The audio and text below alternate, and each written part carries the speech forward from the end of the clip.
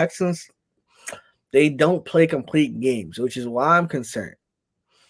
Uh, we can talk about the Bills in a sec, but for Houston, I've been bullish on Houston. I thought their roster has been like their offseason adjustments, offseason moves, everything they've done has been amazing.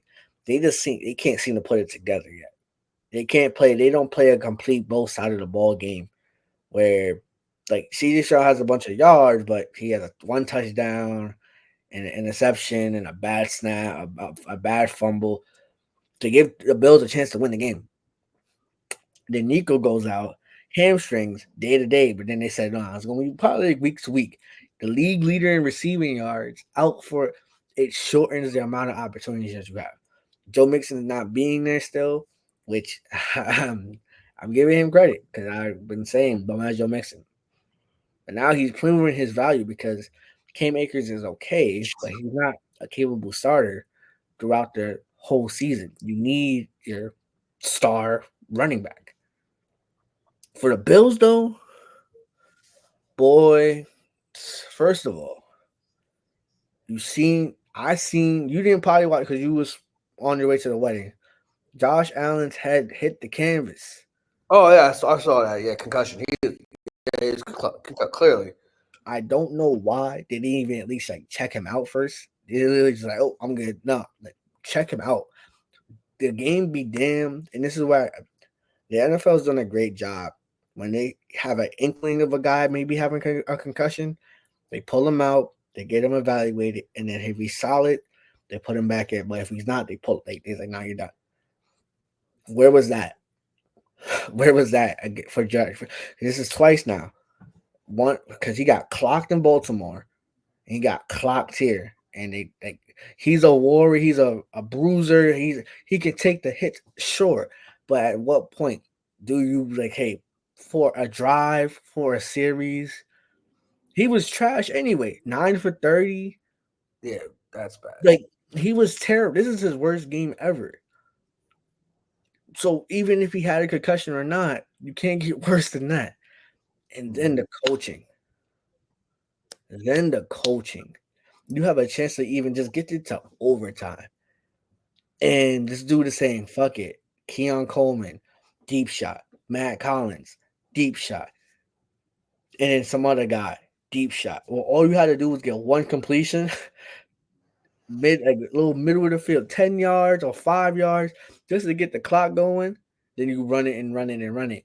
Then if there's like a little bit of time left, then you punt it. But if you're throwing 1, 2, 3, whoop, 1, 2, 3, whoop, you give them more opportunities with all their timeout. They didn't have to burn a timeout or nothing.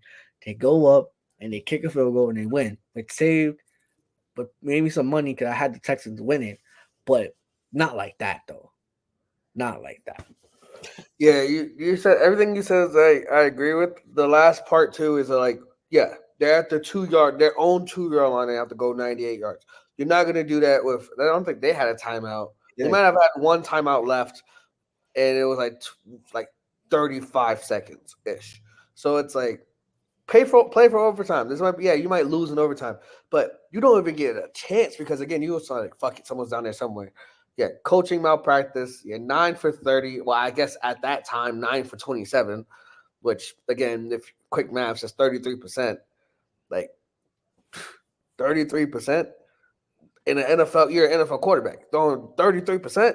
Like, bruh, Keon Coleman is great, but like he had like a 9 for 30 for like 157, and Keon Coleman had like 80 of those yards.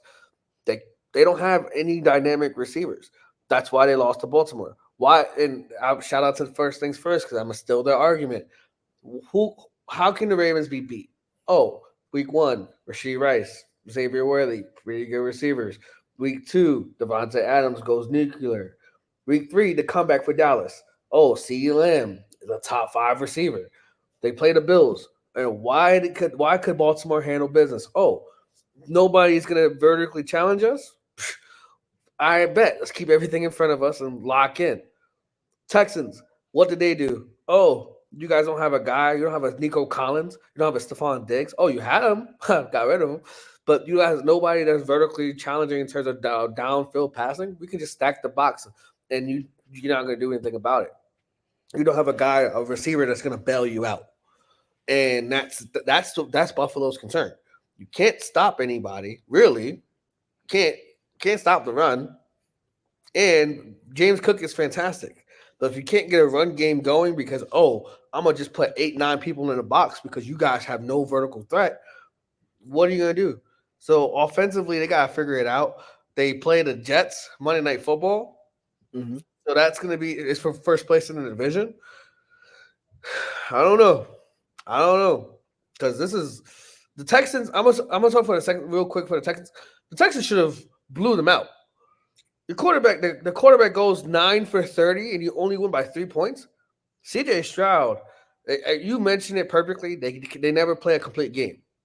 It's sometimes it's even phases where defense is on fire for like a quarter and then offense sputters, or the offenses are fantastic and then defense sputters. They have to play a complete 60 minutes. Turnovers be damned.